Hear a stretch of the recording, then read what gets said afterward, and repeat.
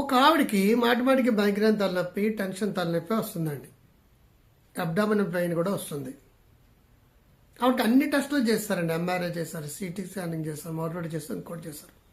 దేంట్లోనే problem దొరకలేదు. చాలా కాలంగా అలాగ మందులు వాడుతూనే ఉంది. ఎప్పటికీ తగ్గకపోతే అతను ఒక జిల్లాకు డిస్ట్రిక్ట్ మెడికల్ హెల్త్ ఆఫీసర్ అనమాట, డిఎంఎండ్హెచ్ఓ. ఎవరో వేరే డిఎంఎండ్హెచ్ఓ నా old client district medical health officer refer చేసి వాళ్ళ వైఫ్ని తీసుకుని వచ్చారు.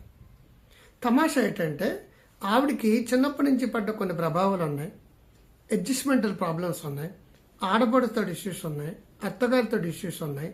వాళ్ళ ఇంట్లో అమ్మాయి చిన్నది, అంటే అప్పుడు ఆవిడేం చిన్నదేం కదా, ఆవిడ 50 ఏళ్ళ వయసులోనే ట్రీట్మెంట్కి వస్తారు. వాళ్ళ ఇంట్లో తను చిన్నది, గారాబంగా పెరిగింది. అత్తగారితోటి, ఆడపడితోటి, కుటుంబంతో, పిల్లలతోటి అడ్జస్ట్మెంట్ ప్రాబ్లమ్స్. ముగ్గురు పెద్ద డాక్టర్ కావచ్చు, కానీ ప్రేమగా ఆత్మీయంగా టచ్ చేయడం అనేది తెలియదు. సంఘర్షణ స్టార్ట్ అవుతుంది అనమాట, కాన్ఫ్లిక్ట్ స్టార్ట్ అవుతుంది అనమాట.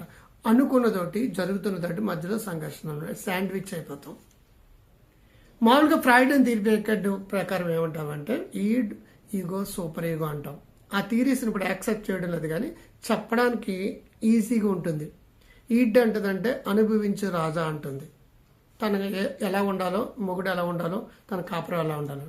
సూపర్ ఈగో ఉంటుందంటే అత్తగారిలాగా మరొకలాగా వచ్చి నీకు అంత సీన్ లేదు, నువ్వు కోడలివి, నీకు అంత సీనే లేదంటుంది. ఈగో ఈ పక్కకు వెళ్తుందా, ఈ పక్కకు వెళ్తుందా, ఈ రెండింటి మీద అప్పడం అయిపోతుంది అనమాట. సంఘర్షణ స్టార్ట్ అవుతుంది. ఈ రెండింటిని మేనేజ్ చేసేది ఈగో. మేనేజ్ చేయలేనప్పుడు ఇది కానీ బలిష్టంగా ఉందనుకోండి, సాంప్రదాయ పద్ధతులకు అలవాటు పడిపోతారు. ఇది బలిష్టంగా ఉందనుకోండి, ఆటోమేటిక్గా నా మగుడు నాకే సొంత వాళ్ళని ఫైట్ చేస్తారు. కోరికలు తీర్చుకోవడానికో, మరొకటి తీర్చుకోవడానికో, నాకు ఎలా కావాలి అలా కావాలని చెప్పేసి.